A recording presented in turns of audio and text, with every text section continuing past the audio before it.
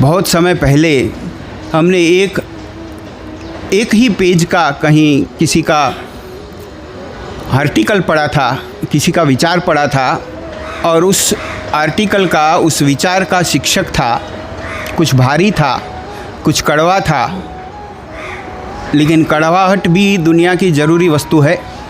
सब कुछ मीठा मीठा होवे तो ये ज़िंदगी चलेगी भी नहीं। तो उस लेख का शीर्षक ये था, हम कुछ आगे पढ़ें उससे पहले तो शीर्षक पढ़ के थोड़ी देर रुक गए। शीर्षक था शमशान घर या घर शमशान, बस इतने ही शब्द थे।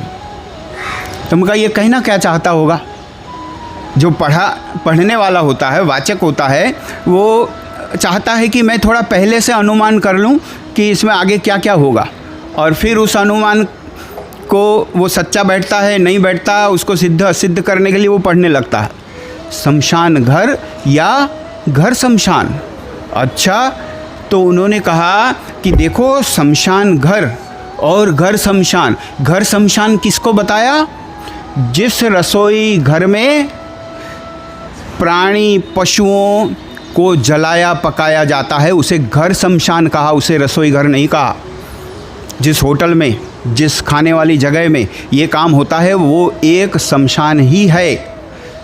तो वो लेखक कहना चाहता था कि भाई मेरे सामने तो ये दोनों एक जैसे दिखते हैं, जैसे शमशान घर है वैसे घर में शमशान है, लेकिन फिर भी मुझे कुछ भेद दिखते इन दोनों में। क्या भेद हैं?